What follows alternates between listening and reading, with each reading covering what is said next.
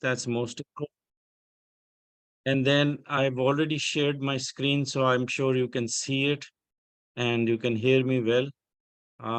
If that is all fine, then we can get started. Okay. So let's look at the first chart. I want to show you the overall or overview of how we are going to approach online search or research work. Basically, it's not just all about how you put the queries together or how good you are in knowing all those operators, but it goes it goes beyond that, meaning that it is really a choreographed um, um, situation where queries are just one part or one element of the whole thing. When we approach online research work, we have this chart that we can follow, or at least it's going to tell you what more you need to learn, or what part of that we are describing now is going to be covered in this syllabus. So online research, of course, there is these search queries we need to construct, which is one part. Second part is search tools and utilities, which is something that you cannot do without, and you really need to also get a lot of support by utilizing certain tools like browser tools, which are you know which is not only just adjusting your browser or fine tuning it for your research. On the same note, let me tell you that if I have to do my searches, I normally use another browser, not another in the sense of selecting a different type of browser, but having a different account. Or if I'm using Chrome, I just want to, I don't want to give away some of my information or my history or anything that triggers or influences a bias from the search engine side. So to neutralize it, I really have to open up another account, which is already tuned up, or basically it's actually adjusted so that it is as much neutral as possible. And what we mean by that, we will discover later, especially there are times when we want to do searches which goes beyond the geographic limitations of where we are, or you know uh, finding things or accessing information from other part of the world outside of United States or Canada. So there are browsers, or there are other sort of tricks that we do to overcome that barrier and neutralize. As I keep saying the term neutralize, what I mean is that it is going to be least biased in bringing the results. Then we've got internet search tools, which is specialized tools that sort of includes tools like forensic tools, or when you want to actually extract deeper information um, by using specialized browsers, or you make your selection by looking at some of the more in-depth research tools and search engines, um, some of which are specialized to bring or extract information from subject matter of interest to you, like legal researches or academic researches and so on. Then there are specialized search engines which are similar to or can be part of the internet search tools. We have a whole list of these that we have compiled, and that can be termed as, or generally be addressed as, reference guides. And I'm going to point those to you just so you know where they are, and they are all in your Dropbox. Um, and I'll show you where to get them. Deep web, we heard a lot about deep web, the dark web, and some of the type of information banks that remain hidden, or they are not easily accessible by doing general normal searches. So those are deep web. So this box over here is talking about search tools and utilities. Um, for now, with the module 2 that we've started on advanced searches, we are going to be covering what is shown here under the heading of search queries.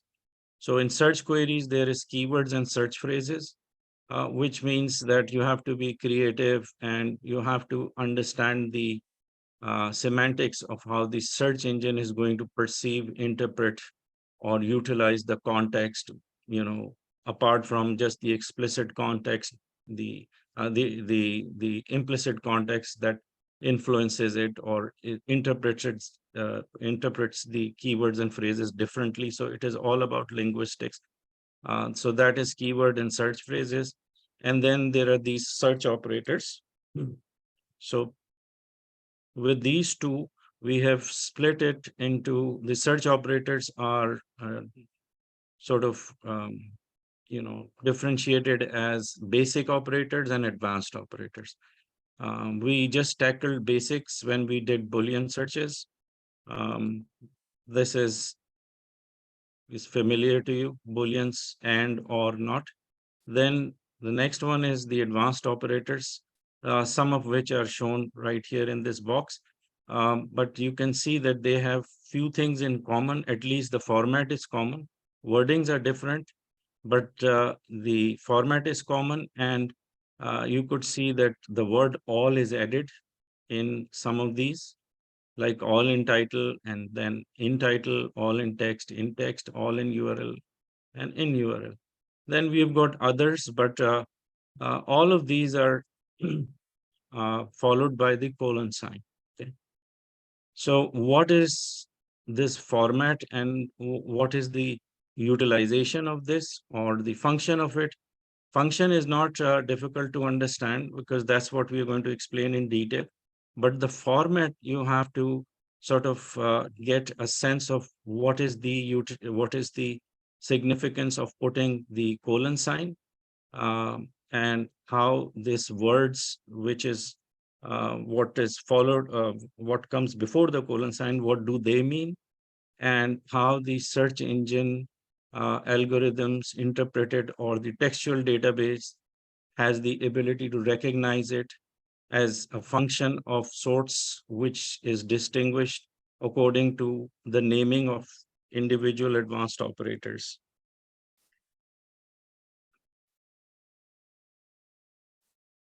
In the search query, the methods that we are going to look at or apply, you could say, in different situations to find certain type of info, we will look at two approaches or two methods. One is the precision search. That is what is really supported by the advanced operators.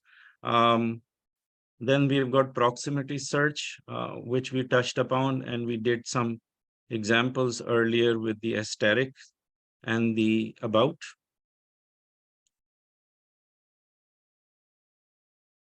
And by the way, there are certain notations that helps in searches and has significance for them to be recognized to bring about some specific information, or they trigger or rather prepare the search engine to look at those notations as short forms of explaining your intent for search for that specific information. So this is starting our advanced search operators. There is one more, you could say, I guess, an overview, but I don't want you to get confused with this. So I'm going to leave this as is for now.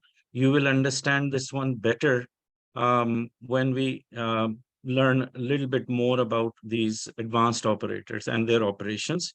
So I'm going to leave it as is, and we'll come back to it when we have to summarize all those that we have learned in this segment. Okay. So I'm going to start with describing, first of all, the different types of advanced operator that are covered in these classes. There are a few which are not necessarily working in Google, but they do work in Bing. So we are not mentioning them on this slide. Excuse me.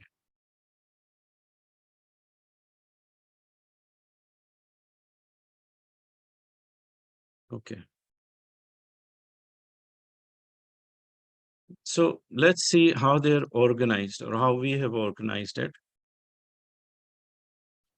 In the red fonts, this is the main heading, or we have separated these different functions of operators that are mentioned under these tags that sort of performs the search in a certain area or content page, as well as works in the tags or HTML information sets, which are very specific and defined according to these different operators. So starting with snippets, as you know, the snippet has three layers. Basically, for returning the information, there is the link, the title, and there is the description part. And we have actually tackled this when we were um, looking at where the information is extracted or brought to the snippet, and which of these three elements are coordinated or correlate to the HTML tag information. So to say that all of these that are in smaller tags in black colors that are defined as title tags, description tags, and body of tags and URLs is basically giving a subheading to snippet related advanced operators. These title tags, for instance, are the snippet part, which is the title, and that is queried using in title colon and using all in title colon. Similarly, description tag, which is the number of lines in black fonts in the snippet part, that is queried using in text and all in text. Similarly, within the URLs, in URL and all URL.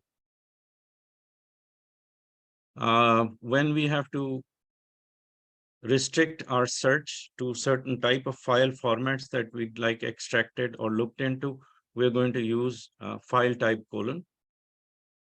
If we have to look for the source of info, or we need to know when certain information was uploaded, who was the author, or what is the time and date stamps and things of that nature, we are going to use source of info. We are going to use related colon, source colon, link colon.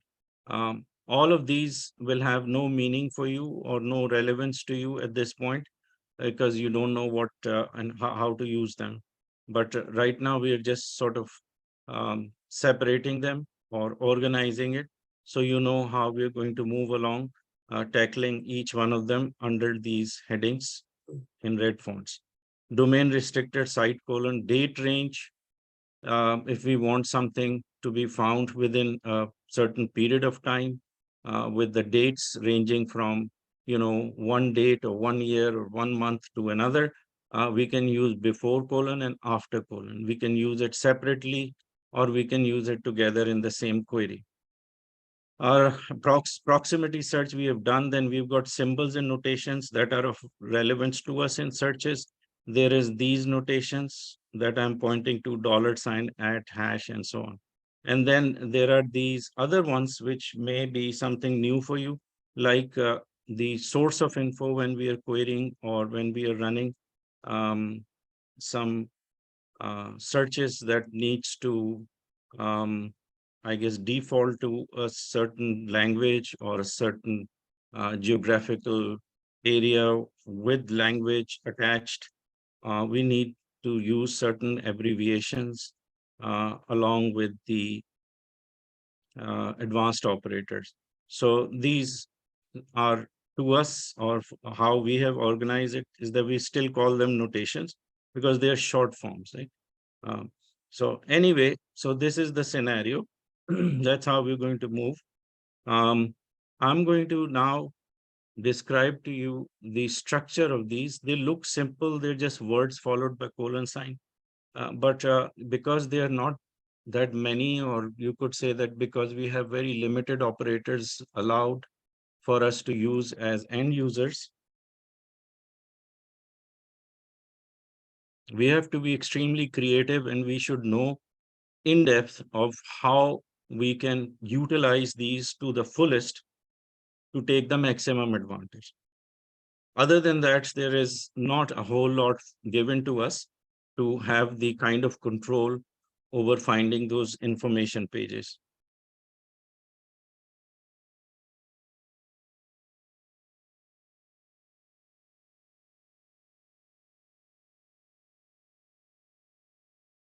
Also, going to use Notepad. That's like a whiteboard for me. I just can't handle the whiteboard because it is kind of jumpy, when I start to sort of connect with it. And the, I couldn't really do much or play with it as much as I'd like, and it's less flexible for me. So I'm going to use the Notepad. Again, it's a standard document for me, and these becomes notes also. So I place them in your classwork. So let's just open it for now. If I run this slide, you could see that we took an example of one of the operators in red fonts, like file type colon PDF, just to describe, what colon stands for and what PDF means and so on. And for others as well, it has a similarity because the structure is the same. So you can assume or imagine that all of them would have the same characteristics. So in the file type, we have the wording, which is file type, and you have to write it just the way it is set here. Don't have to use capital letters when you're using advanced operators, with the exception of around, which is AROUND for proximity search. That needs to be in the caps, but not rest of them, or the ones that I'm talking about. So file type, for instance, the wording itself would would be considered a text or a word if you don't use the colon sign.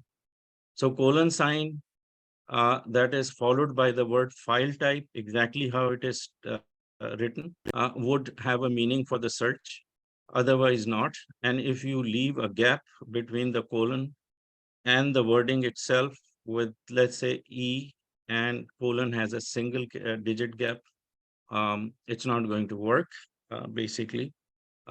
So what is file type known as, or what is this supposed to be, in terms of logic, or in terms of how the programming is set, or in terms of how the textual search engine is queried.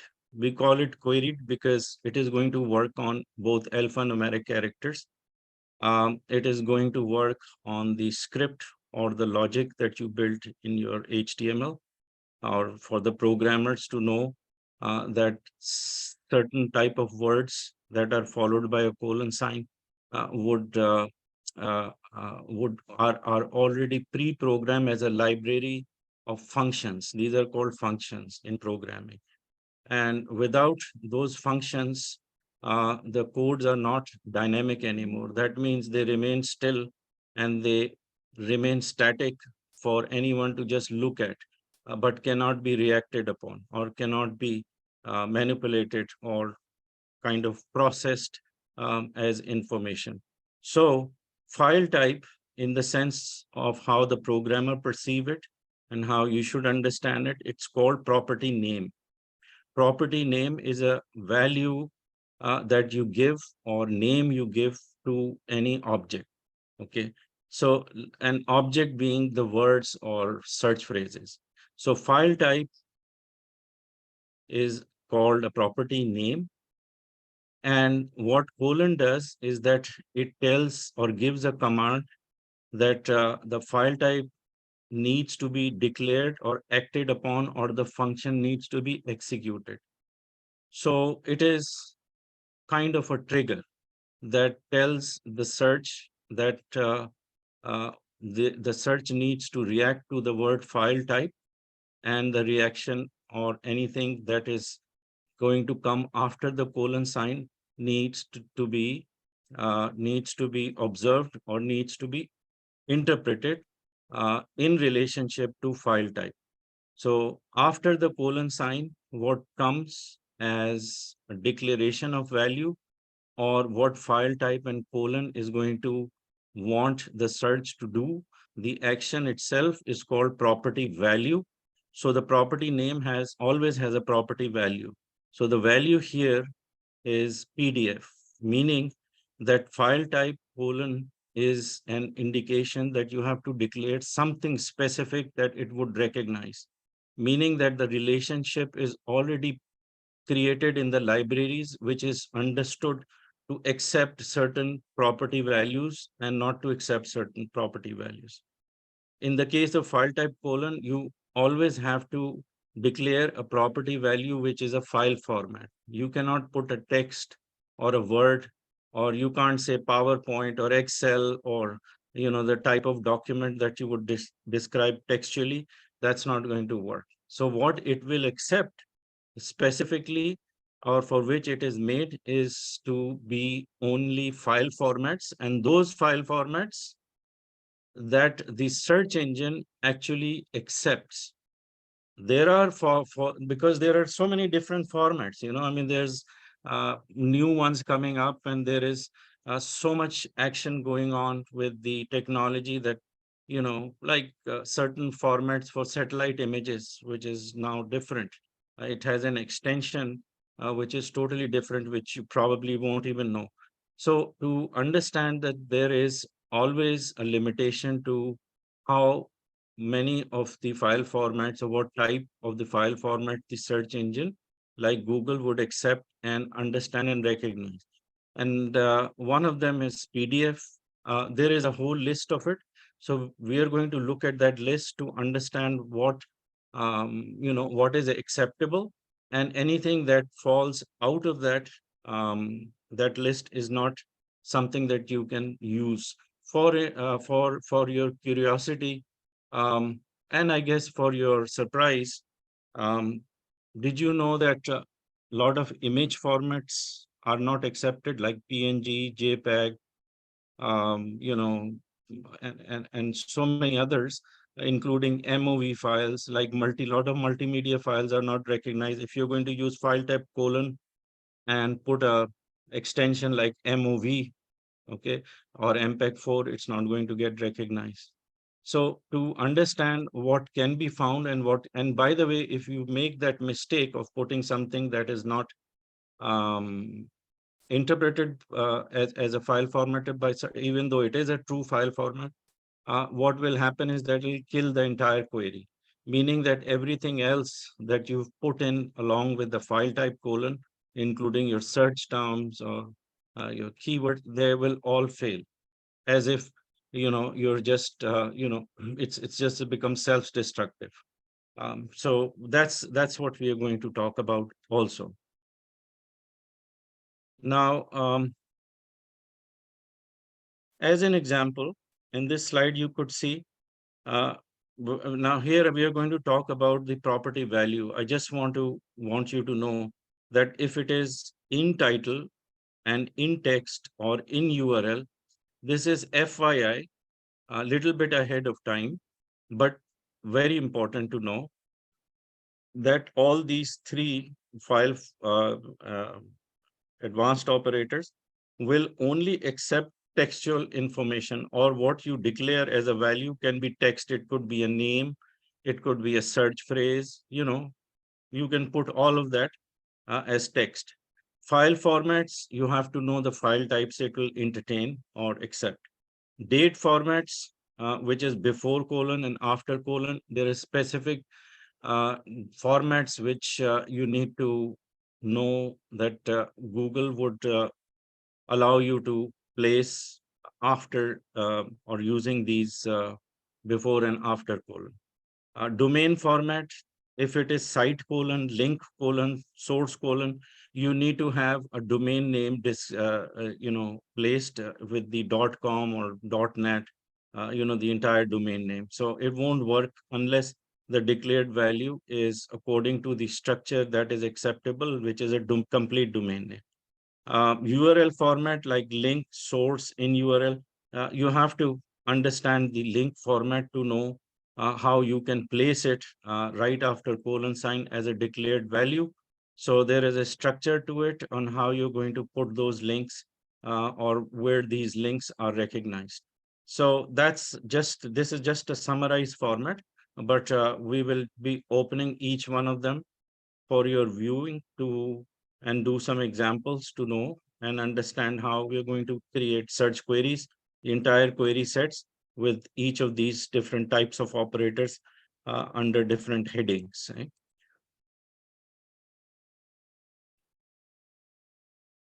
Another slide for introduction. This is for you to know that when we use advanced operator, the idea is really to make the query concise and interoperable between operators, particularly advanced operators that would work with each other. And there are some that would work against each other. And the ones that work against each other are generally called absolute operators, which would not allow or give space for you to use any additional operators to work with it in the same query. The query itself, we can call it uh, uh, um, search string, string in the sense that, whatever you write as a mix of operators in the query in a long sort of set of words and booleans and the advanced operator together, the entire set of it that you plug into the search box, we call it a string or the query string.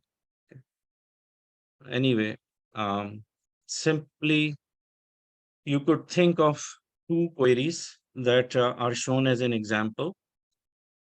This one, for instance, on the left-hand side, it is using the operator site colon, and it is also putting the value or the property value of site colon to be irs.gov as a domain name. For the domain names, you don't have to put www. That those days are gone. We don't necessarily need to do that. Um, but irs.gov, for instance, is the extension. Then you could see that we are trying to find form 1040 in this website, and another word download is attached to it, which means that in form 1040, we would rather go to a page directly that allows you to download this form. So this is why it is written like this. And supposing while you wrote this and you had in your mind another idea that you would restrict this search on the left hand side to bring the forms that are in PDF format. So you could have, you would make the query like file type colon PDF form 1040 download. All these words are the same. Just this one you have added. You know, the query strings, these two strings, however, can perform the same function independently, but one has a has a very specific um, instructions to restrict the search to irs.gov. The other one has strict instruction to restrict it to PDF format. But when we are creating the search query with advanced operator, the idea generally for making one single string is to combine these two thoughts or these two processes of finding the type of info with similarities to not overlap each other. Yet these two of these operators can be accommodated in the same search string. So what we could do is we could just write site:/irs.gov, and then this, wherever you see this upward arrow, we have commonly we have used it to just describe the space left between what is followed as the second term or the following term, search term. So don't think of it as something you literally have to put in the search. So let's say Form 1040 was common between the two. The word download was common also. And you used file type :PDF as another instruction that can work alongside site colon operator. So you did both of these and combined it together to make it work as one singular, one attempt search string. So that's all that this is going to explain. Reason why we brought this up is because, um, you know, for you to know that advanced operator can work alongside each other, and at the same time, you don't make it redundant by, you know, using different words. You can use same words and you can combine them together to make it into one search string. So anyway, advantage of combining search logic: allows use of multiple restrictors to execute, prevents use of repeat words, builds single prong long logic for precision search. So this is single prong logic. That's all.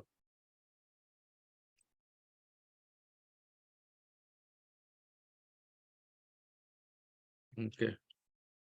These are do's and don'ts, so not as important right now. Um,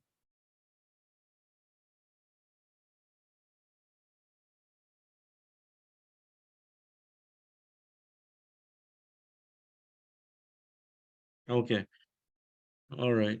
Okay, so I'm just going to pick and choose some of these basic rules of using advanced operators. We can go through them. If there would be few you won't understand until we do the actual search query. So I'm going to leave them out. But at the same time, the ones that are going to be conceptual and something that requires, um, you know, formatting it in a certain way and not making mistakes and how you put them alongside each other. That's what we are going to cover in next few slides. Okay.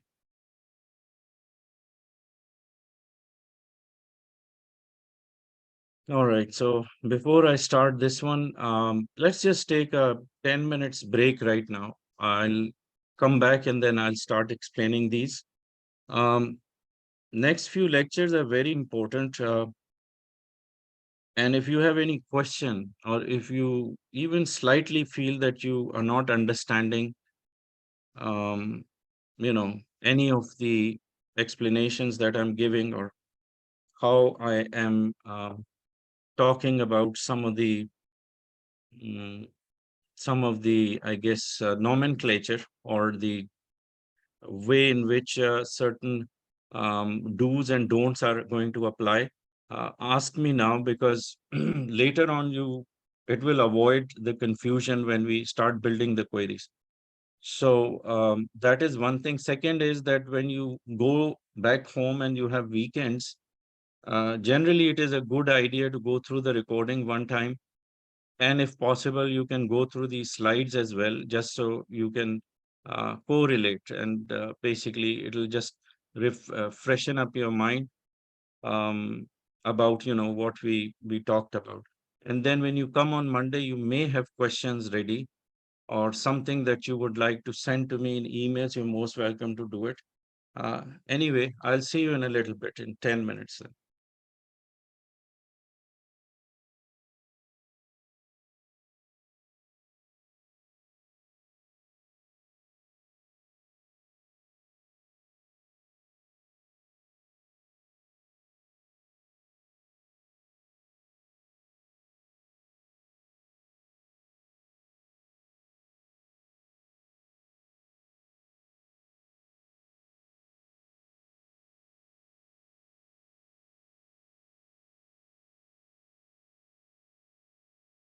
Sorry, I'm late.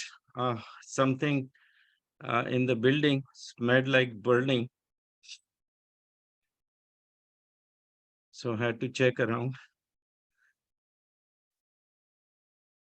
Can you tell me if you can hear me and the you can see my desktop?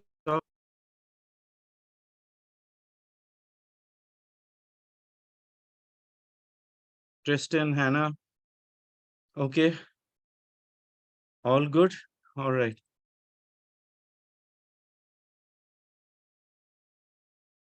Okay, let's look at this slide quickly. Okay, I want to explain some of the rules which are more generic and applies to all of these advanced operators that we are about to go through. So one thing you have to be mindful about is that you cannot leave a gap after the colon sign for whatever term that's going to come, or any declared property after colon sign. There should be no gaps. So this is incorrect. No gaps between the wording and the colon sign. The third one, it's very obvious, no gaps. So this is the correct way of writing. So nothing spectacular about it, just standard stuff. Second thing, uh, in the way how you place the operators, um, the search is going to look at it heuristically, meaning that it wouldn't mind if you put, let's say, file type after the search term, like Internet Research Specialists, leave a gap, file type colon PDF. So this is one search query. And if the same needs to be written the other way, which is where you're going to use the file type colon PDF before you place the term, or any term that's going to come after would have the same impact, or the search is going to look at it the same way. So no error in there. Uh, Sometimes queries like file type, for instance, um, with the colon sign would not work, because you uh, are looking for something or some sort of file format, for instance JPEG right here, and JPEG is not recognized, or it is not considered as one of those format that would work with file type. You could just use or write it like JPEG with a colon sign after, and then put your search term after the colon sign. So what we are doing here is that we are going outside the standard um, or defined way of writing the file type colon by just using the colon sign as if it is going to trigger an action. So it is a forced action that works around file type operator. And so we can use colon sign in many different ways. Even though it is not mentioned by Google, or it is not something that is encouraged, because it is a workaround or it is a shortcut. So colon sign can be used in different ways. Okay, so we're going to tackle that and try to understand that. Um, you can use a minus sign um, for certain advanced operators to ensure that the minus is going to act on that operator. As in this example, you could see with my cursor, I've written minus site colon moz.com, meaning I don't want this site to appear, or I want to be very specific for the site moz.com to not be returned or be excluded. Okay. Similarly, you can use minus signs for in title, in text, and so on. Okay, so that's just a general rule. And as we do some practice and go to these specific operators, you would see how we have used minuses with those operators. Okay. Um, so that's all we have to be mindful about. Now we are going to get to the in title and see what in title does.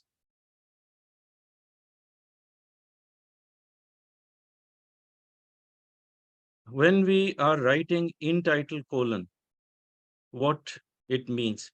It means that whatever we need to look for or anything that we are going to write after the colon side with in title, it's going to query that specific title tag or the tag that is actually, I don't know if you recall, we had looked at how the content pages are generally organized by differentiating between the header portion, the middle body of text, and then there is a footer.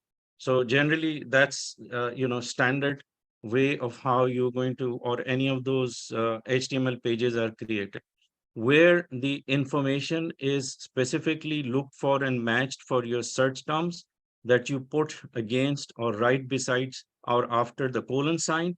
All those terms are matched for or within those title tags which are running behind the header portion of those pages. So if I will go back a little and explain to you the title tag info,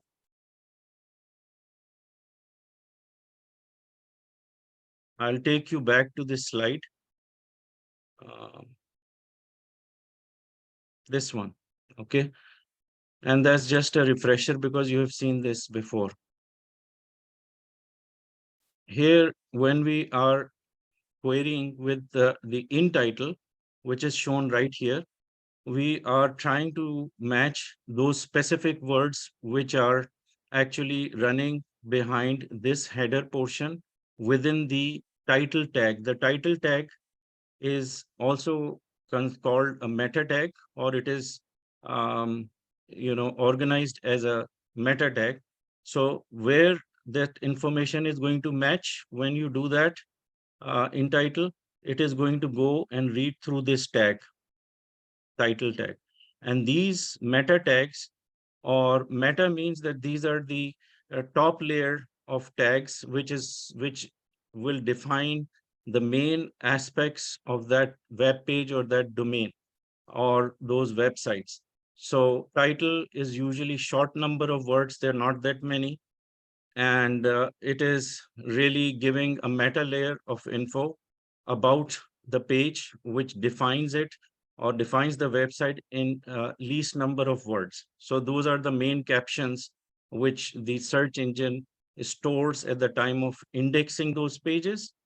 And because you're using in title search or in title as your primary or the main operator, it will only look for the text that is embedded inside of this title tag, okay, and nothing else, meaning that you will be missing out on on certain wordings or certain search phrases, which otherwise could be part of the body of text, which is the middle portion or the main portion, and it will only be focusing search for those words to match in the header part. Because again, the header portion has certain tags or certain HTML information that is running behind this portion and nowhere else. One of that is title tag. That's all. So that's where in title is going to function.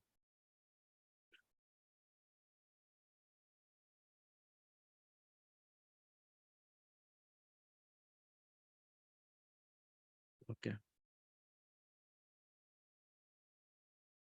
Hmm.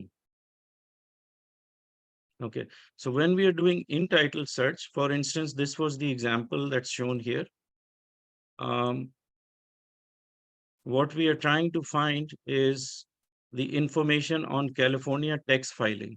Now, you have to use your imagination and I guess your best sense of judgment to know if certain wordings are sufficient or significant that would typically be part of the title somewhere or be placed in the title tags.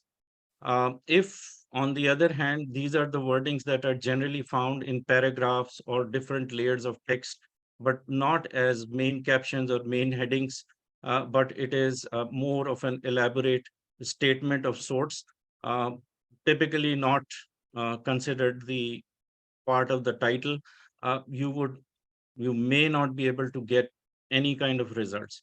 So whenever you're doing in title, you should assume or at least have a sense of knowing that certain wordings, for instance, here, California text filing, it could be the main caption because it is commonly used and it's very popular term, especially during the text filing season. So this could be a heading of a certain web page that is held in the textual data of or in the indexing of search engines. And when you use in title colon and use a specific word like help, for instance, it would take you directly to a page where it's got in the title portion something to do with help. Um, I mean, assuming, and this is the best guess. So you could, use the word help or even use in title and put California text filing, the whole of this search phrase, and put it in quotations and put it right into the in title, and you would still get the results. So if I copy this and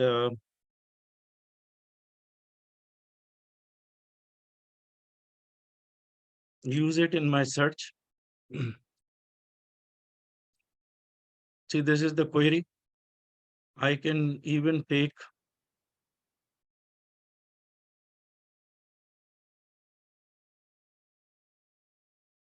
California text filing and put it right over here.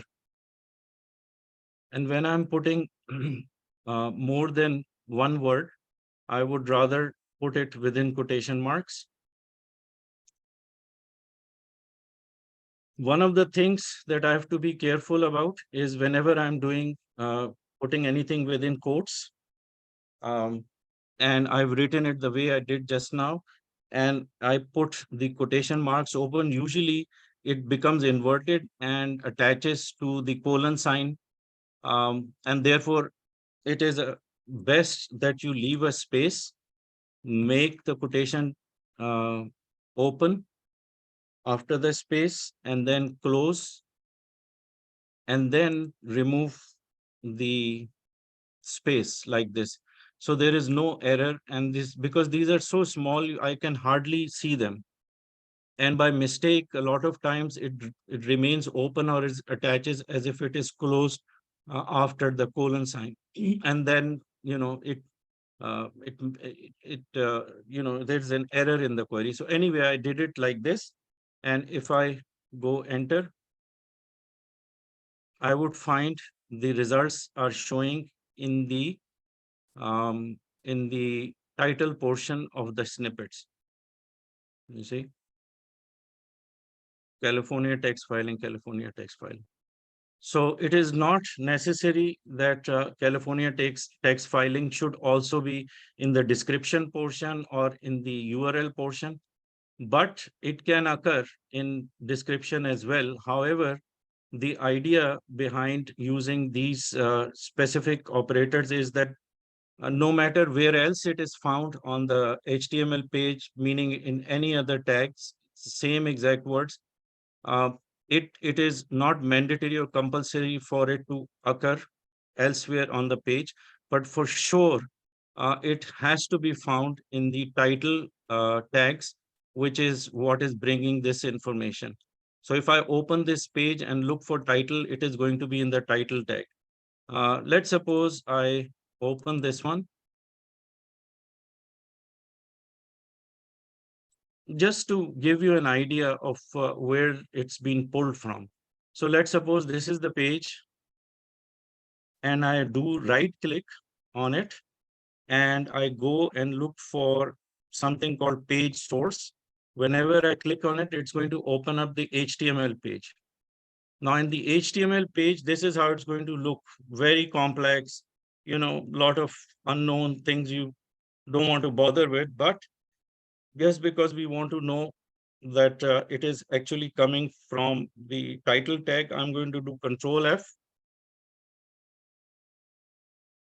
and I look for the word title for title tags. Okay.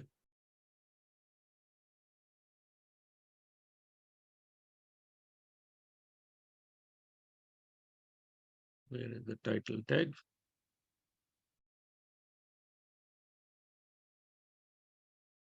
It's not moving. What's happening?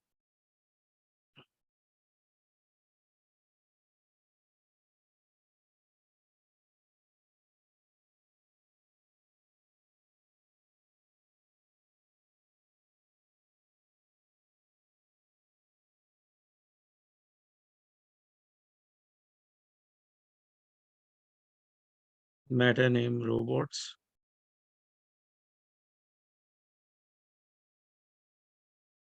It's not responding. Hold on. Wait. Why is this not responding?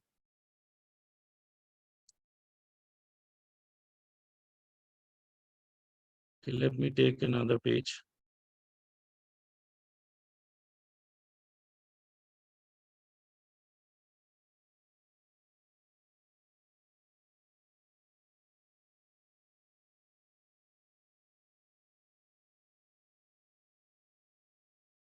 F. Okay. So if you look carefully, you could see that this is the title tag. This says title tag, and it is the meta tag. Is the word net meta, and now it's working. I don't know. So anyway, so you could see that the statement says text filing extension explained, abc10.com. And the word California is there. All of it is here. And this is where this information is coming and showing up in the title portion. Okay. So when I went to this page, um, it showed me that this information that you're seeing is coming from the title tag. And the title tag usually runs in the header portion like this one. This is actually the code which is responsible for the header of this page right here. And that's where it is actually residing. Okay. I hope this is clear. Never mind rest of the title tags. The other ones are not the meta tags. Okay. So right now we got from California text filing these results.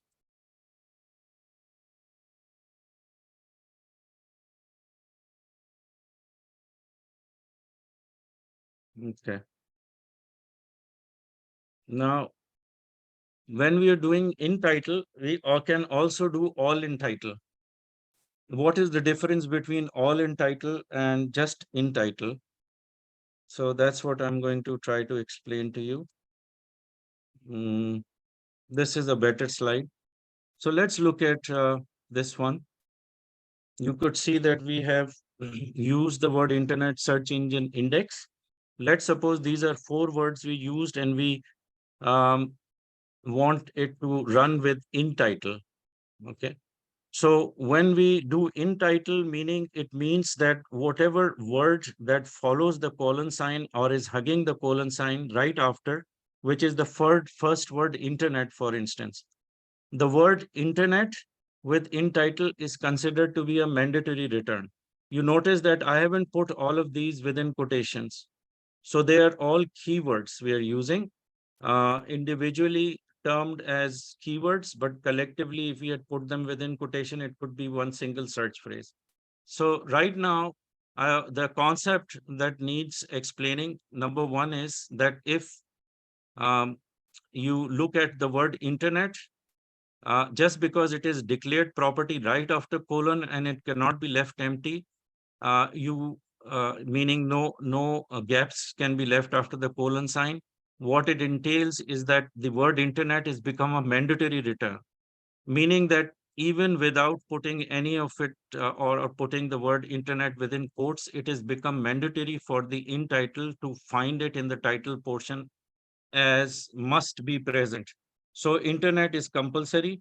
whereas the word search engine index may not be mandatory, or it is not enforced when we are using in title. In title means internet is mandatory, whereas search engine or index, any of these three can be found either as combination of the three or two or individually each word. So basically, it is definitely going to look for it in the title portion, but not making it mandatory to be returned as all four of these intact, or where internet is compulsory and three are a choice for the search engine. So in title, this is what in title did. And what it found as a result of using it is that it clubbed internet search engine together and found it, and dropped the word index. Okay. Because it was in title. But if you had put, instead of in title, you used all in title, what it's going to do is that it's going to make sure that whatever comes after the colon sign, irrespective, including internet, all four of these have to be found in the title tag, and not necessarily in the same sequence. Apparently, it did find it in the same sequence, but it's not compulsory. However, what is necessary when you use all attached to in title is that to find all of these words, okay, without dropping any of these. And it could have found internet search, or and not continued with the word engine or index. Yet engine or index should be part of the title, but not necessary for it, for all four of these to be in the same sequence. Okay, so that's something for you to remember and to understand, that the differentiator between when you are using the word all attached to not only in title, but for the subsequent advanced operators like in text, and I'm talking about snippets particularly, which means in title and all in title, in text and all in text, in URL and all in URL, will basically have the same functionality. But it is usually more flexible to use in title versus all in title, and there is a reason for it. The difference is that all in title is considered to be an absolute command, which means that it would not like to coexist with any other commands in the same search query. In a way, all in title means include everything that comes after the colon sign, and there is no, there should be no other operator to work with it, or it would be considered as negating or contradicting its absoluteness, for which it is given the word all in title. So that's another thing to remember. um, in title can work with, would you can use multiple instances of in title, and in title can also work with other operators. Okay, just because we haven't done the example, so it looks very much like theoretical for now. But let me just pull this and show you how it would work. And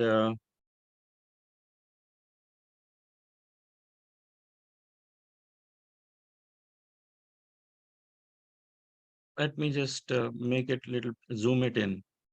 Okay.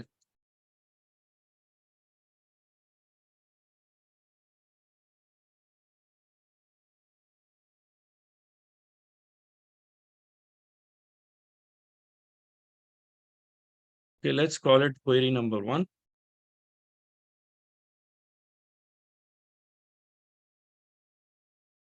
Now, if I want to create variants of this, let's suppose I make another variation to give you an understanding. So if I've used in title and I want internet research to be clubbed together,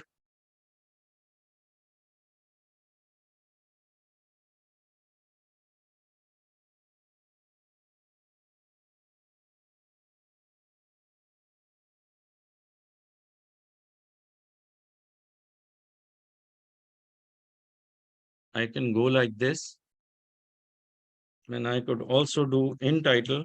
Let's suppose I need another set of words which may not be following the search engine as it did in the first instance. But in this one, I'd say um,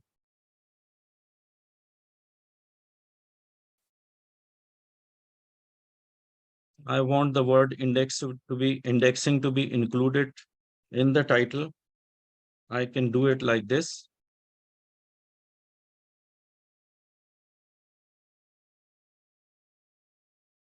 But if I'm doing, sorry, all in title for the same query,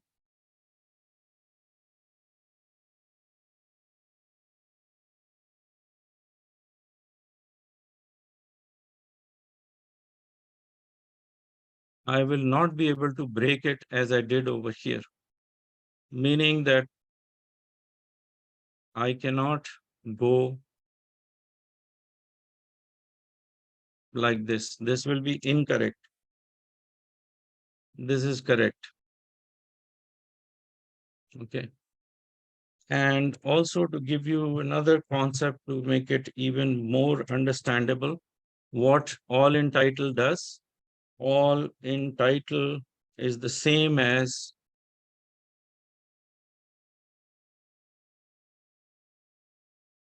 let's just say is equal to, okay, is the same as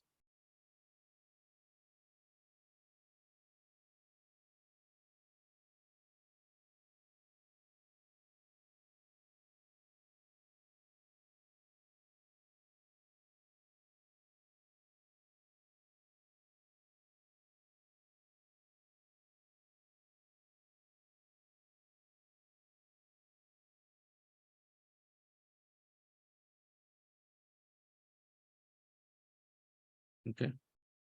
So can you see between 1 and 3 that all in title means to include all of these terms? Okay. Whereas in title can allow you would find any of the terms that is after the mandatory one, like any of the 3. In all in title, it means all of these have to be found.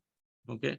And the second differentiator is, or something that you would remember and think of it as more flexible when you're using in title instead of all in text, meaning that you cannot use all in text and then use the in title along with it, meaning that if you go like this, it's not going to work.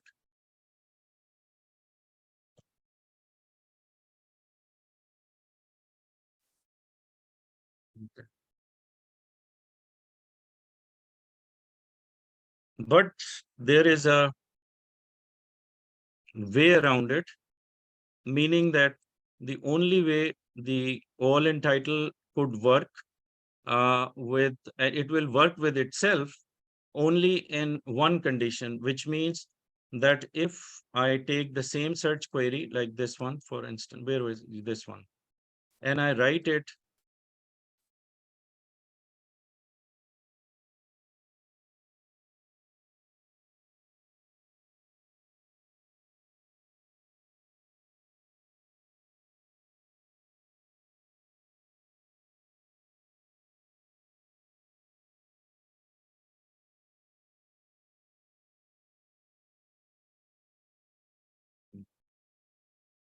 by using the OR command. What the OR will do in this case is that it will allow for the search engine, and OR will take precedence over, the advanced operator function. So meaning that the OR command would open up the choice for the search engine to find the title page that has all 4 words or any of these or all of these 3 words. So now it is by rule, it should not be functioning together being the absolute command, but only when you use an OR, it is going to open up and allow you or allow for the search engine to find either 4 of these or 3 of these. Okay. But generally the terms you use in both instances are somewhat different. So, so that's where you use or as a differentiator. So in the case where you are dealing with absolute commands, the only way out is when you use the or. Okay. Now, if we have to find like longer search terms or longer sentences, should we use the all in title or not? Assuming that we have some sense of what could be typically part of the title statements. So let's suppose take any page.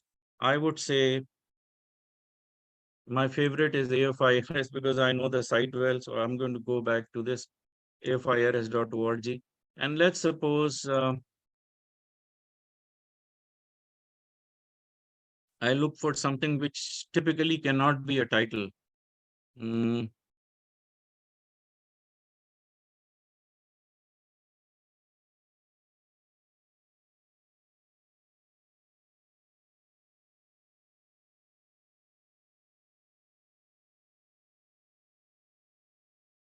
I don't think that this could be the title part, or maybe some of it could be, but let's give it a try. What I'm trying to show you is that certain parts of or certain information sets which could be part of the para incomplete sentences typically are not used as title or a form of a title, or maybe they're too long, will not be the right choice to put with the in title command. So I'm going to take a chance here. I haven't tested it, but let's suppose I take this statement, which is a partial statement somewhere, and I don't think, unless it is somebody's, part of somebody's title, it will be uh, difficult to use with in title. So if I use like this,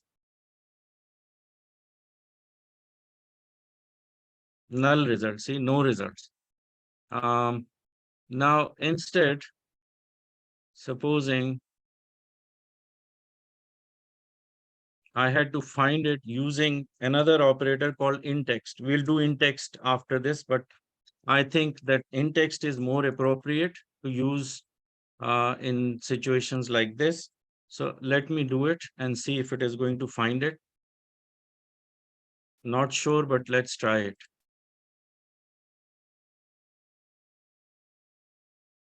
Yeah, it got there. All right. So only because of the right choice of operators, I'm able to get to this page. This is the same page, by the way. This is the same page as this one. This is where we picked it from. And if I click on this, you could see that it should bring up the same page, the same page. So anyway, now you know what in title is capable of doing. It has that limitation, but could be advantageous also. Like if you want to get to the exact page, which generally is easily found with words like FAQ, for instance, on something or some subject, or subject which is well known or it is defined and has an understanding for the community to recognize as a professional statement, there is a chance you will find it. But words like FAQs, help, forms, things of that nature that you can use within title. So it'll take you exactly to that page where the subject is defined, or that specific area of those web pages you can get to quickly, especially with more complex and more large sites like government sites, certain IRS sites, and all of those. So it is easy to get to the main page directly through using in title, if the title, logically you consider to have a meaning for it, or for it to be recognized quickly. So that's just example. um, and I'm sort of guessing. Wait, what is the time right now? Let's see. Mm,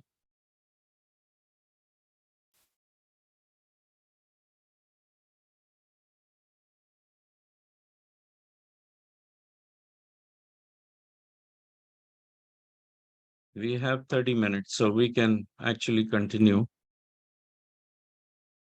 Now, before I start with in text, let's see if we can run some examples of all in title and in title. If they are okay. One of the things that I will also show you what we can do. These are some examples where we have used a minus sign. So if you're using in title command and you're using the minus sign with the in title, you can still do that to ensure that certain wordings are not included in the title portion. Okay. So these are old examples. Donald Trump is long gone, but he's never gone totally. He's always around somewhere, at least in the news these days. Hmm. Let's take this example.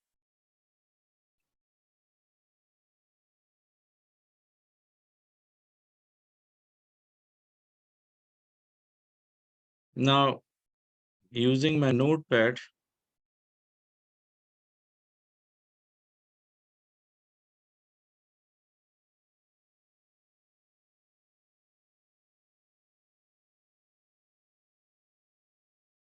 see, I've used a minus sign here. By the way, some of the things while we are doing these examples, there would be, situations which just, it just occurs to me and I could talk about it so that I don't lose that thought. One thing about this query is that since we have used a minus sign within title, remember that if we have to write our search query, we would be making a mistake if we start our query with a minus sign like this. Okay, so anytime we have to use a minus sign, we don't start the query with the minus first, right? Um, Sometimes it works, but it is flaky, meaning that we don't recommend it. But so this is a matter of habit. Anytime you have to use minus sign, even for the word to be excluded or the entire operator with the declared term, you would never start your query with a minus sign. Okay, so that's just something you have to remember. Mm, how was it written? I think it was written like this.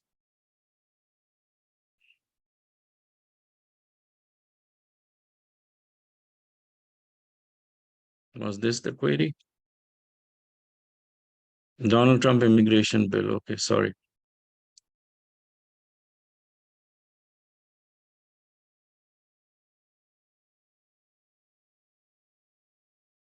So this is what the query was like. And supposing that we had written the same query in a slightly different manner, meaning that I wrote another variation of it. So let's just call it 5A. And the thing that I'm going to change here is that I'm going to remove the in title from the search. And I'm going to write it like this. To make it even less confusing, let me just cut this and change the placement so it is easy to look at um, towards the end. So let's suppose that these are the two queries. Okay. What is the difference between 5 and 5A? The only difference that I see is that we have used minus in title colon policy here, and here we just used minus with the word policy. Okay. So the differentiator is that when we use the minus sign with the in title colon, it is telling the search to exclude the term policy from the title statement, meaning that only the title part of the snippet that you'd be looking at will not contain the word policy. But when we do minus policy, it has slightly different meaning. While everything else remains the same and the entire search remains intact with including these words, okay, the word policy will be excluded not only from the title part of the snippet, meaning from the title tag. Any title tag that does not have the word policy in it will be accessed. Second is that any of the body of text, which means rest of it besides the header part or down below, everything else in the content would not be called or looked at for the pages that includes the word policy. So it is not going to be in the description portion of the snippet, which is where the rest of the content or body of text is bringing those information sets in few liners under the header. That would not have it. The URLs won't have it. So that will be totally eliminated, or those pages will be rejected that has the word policy in it. Even though they may have in the title all of these, which is the word reform, Donald Trump immigration, all could be there. But the word policy, if that word is part of those pages, it won't be called, or it won't be returned back to you. So as a result, you would get less returned results, because now scope of elimination of the word policy from all the portions of those pages is to be measured, and those pages are excluded. So more filtered, more exclusive of excluded words of policy. Here, only in the title portion, which means you'll get more results. Right? Okay. So in number 5, the only the title portion will not have the word policy, whereas all other sections or segments or other tags or non-meta tags may contain the word policy. So just remember that this is the difference when you write it these two different ways. And while I'm explaining this, I keep repeating it. It is, the same concepts that's going to follow for the other operators in the same category, which is, in text and in URL. Everything, the mechanics of it will remain the same as I'm explaining it. So more time I'm spending on in title, just so that I have to spend less time explaining exact same things for those that's going to be in text and in URL.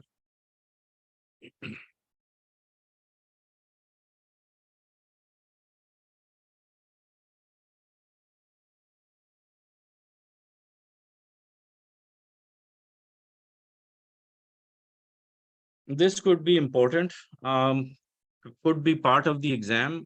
Some of these statements, the ones that are highlighted, that's just going to test your concept and the clarity that you gained by learning about entitle, or the usefulness of entitle, as well as some of the disadvantages of using it. So I'm going to run this slide for you to get a sense, or at least it is a summarization of what we learned. So value to search and disadvantage. The title gives the first stop for the search crawlers learn what the page is about. Remember when we were doing indexing simulations, we saw that in the beginning, it is looking at meta tags, and there was a title part, which is, I take away a lot of our time just going back to that slide, but can you recall when we were doing indexing, I told you that in the simulation, it is gathering data about, or the metadata about the title of the page or what that page is about. There is, in the title portion, there is information about the website, what the website is about, normally in the title portion of a home page. But then you navigate further go to sub navigations, there is a title tag which changes, or the title information changes and talks about that individual page where you have navigated to, which is, could be about frequently asked questions, could be, product of any sort or services. So that will have a unique title that says what the page is about. And so it continues. Um, so basically, the crawlers would collect that information for individual pages, and that's why it is saying it's a one-stop for search crawlers to learn what the page is about before it can be indexed. You can add the word what the website is about also, especially in the home page. Um, it works well when you are looking for terms that are short names, brands, or online profiles, book titles, movie titles. So remember this.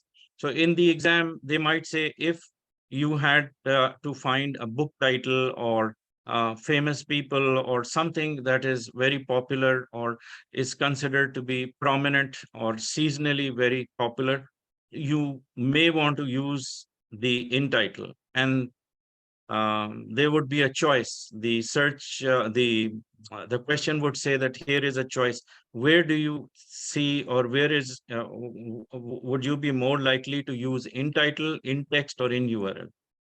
So knowing what in title could be using best how to find certain search phrases. You may want to learn. You may want to remember if it's movie title, famous people, so on and so forth.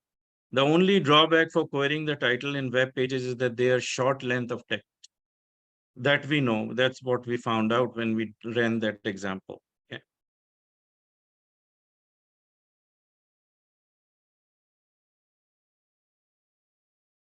Another thing that you might would be able to do within title.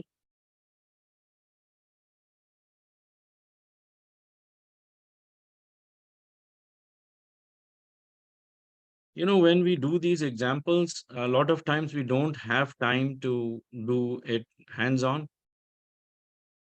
But you should try it out on your own when you have a chance. Even if you find like 15-20 minutes, you can extract these, or maybe from the class notes you can just copy it, keep it somewhere where you can apply later on, just for your own practice. And with the results that come back to you, there could be something which does not comply with what we have learned, for example, and you can ask questions. You could be in a better position. Plus, it's a good exercise. But I'm going to try to do as much as I can. We'll have some examples we can run. We have tons of these in the book. I don't know if I have counted recently, but someone told me that we have more than 500 search queries in the book, including everything that we learned. So that could be, a whole lot that you can practice with. Anyway, one more thing we want to discuss with for in title, and we'll run a few queries too. It's not like we won't do it, but let's just look at some of these concepts and clarify it first. Once we are done with this, we are in a better position to test it out. I normally, instead of using OR, for instance, for Boolean, I use the vertical bar. So in query number 6, you could see that in title can be applied with OR, or it can be applied multiple times, just the same. Okay. If I apply it with 6A, let's say, and then we're going to compare the two. Okay.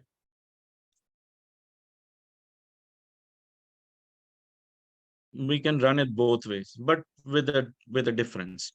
OR obviously is going to give a choice to find in the title, or in the title in the title tag, the word Donald Trump immigration bill, or find immigration reform policy. It can do both, or it can find at least one of the two, just as or is intended for.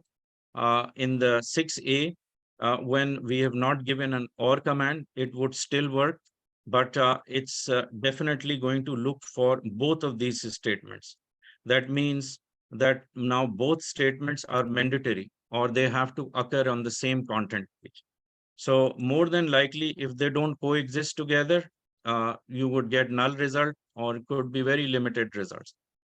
If it is the same idea or same thing that you're going to present without putting an OR in between two in titles, the likelihood is that they may not coexist together. It's just logical.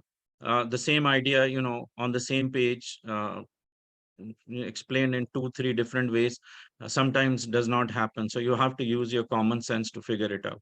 So if you have to run these two, for instance, mm, and you're not getting, or you're not getting, or not, no, in the six, in six, you would be getting something. In 6A, not necessary. Okay.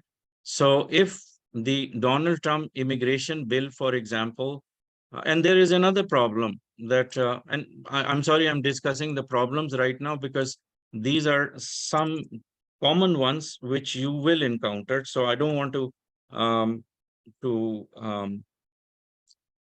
to ignore it. So there is one more thing. Let me just do one more. So I make 6B. If, for instance, we have this statement that I'm going to put inside the quotes.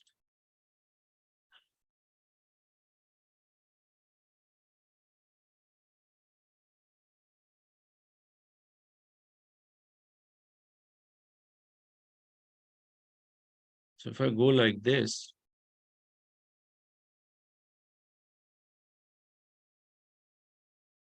so between 6 and 6A and B, three things. The first one is a better way of writing if you're not sure exactly which one of these statements are going to be present in the in title part, or either of these two would work, even though in the second portion you have not mentioned Donald Trump. So whatever it may be, but just because it's an example, you can see that it is more flexible and there is more likelihood. In 6A, if these two statements, which is immigration reform policy versus and Donald Trump immigration will, if they don't coexist in the same title statement of a tag, you will get null results. So it is a weaker way of writing the search query. In the 6B, it could also be a dead return, nothing coming back. Why?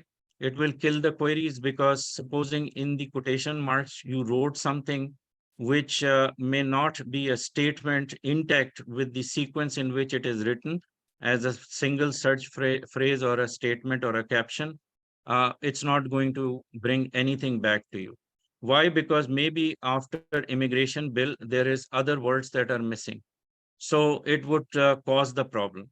On the other hand, to make it more flexible, I could more flexible. So what I would do is I'm going to change it and break it into parts.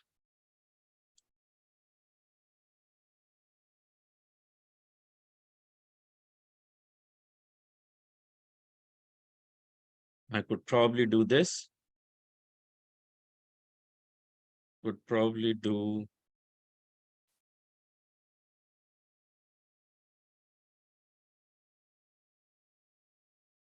in title.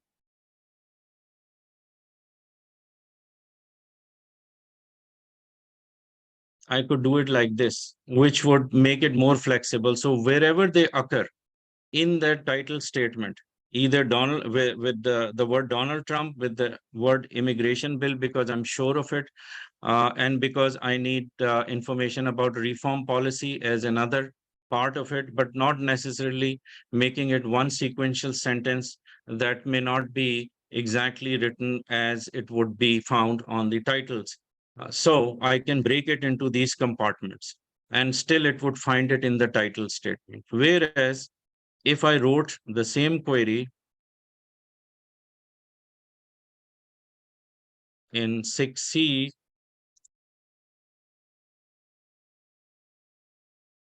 and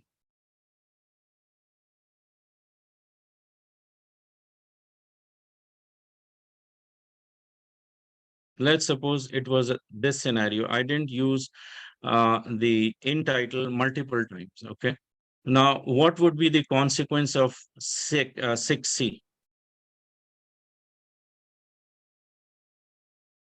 I mean, it is just all of this, except that I have dropped in title for the two of the search terms, immigration bill and reform policy.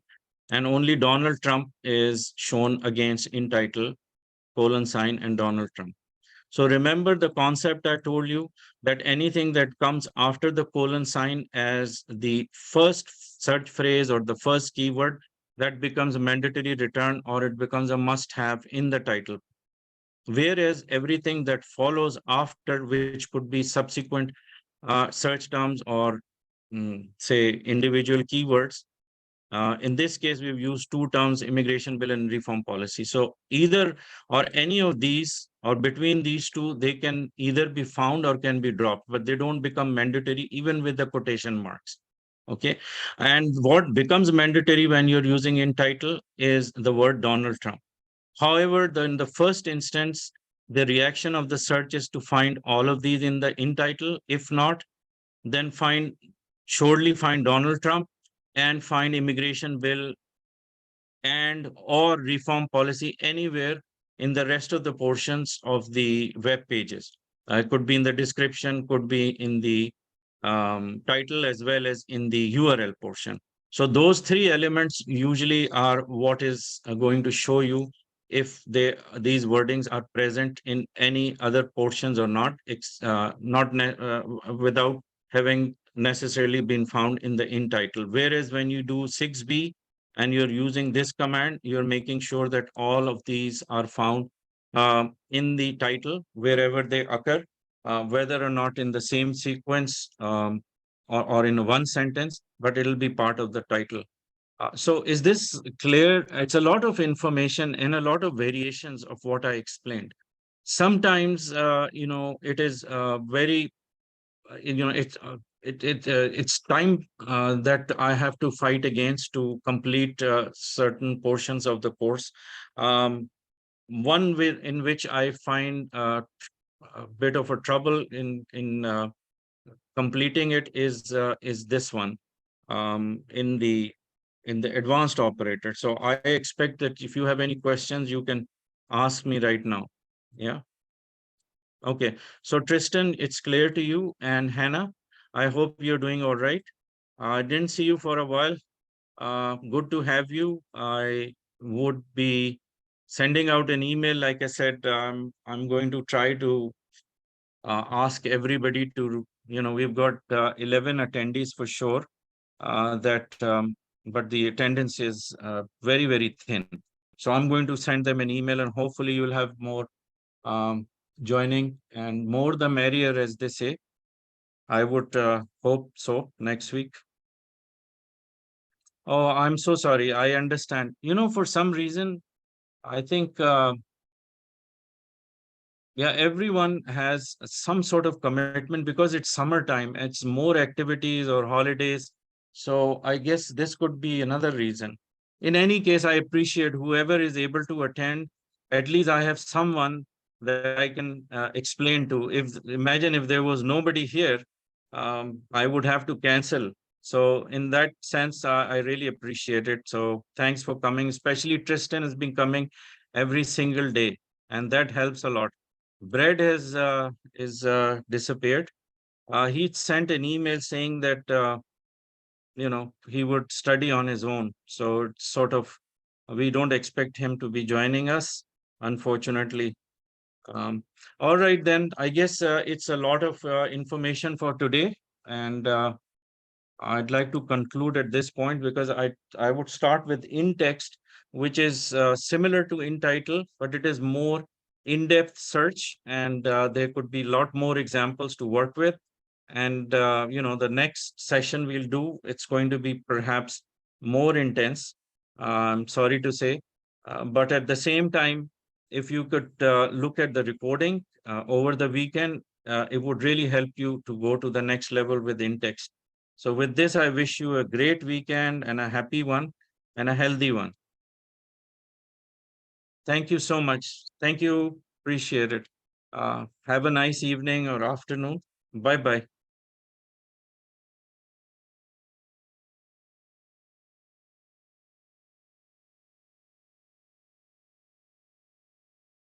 Thank you, Tristan.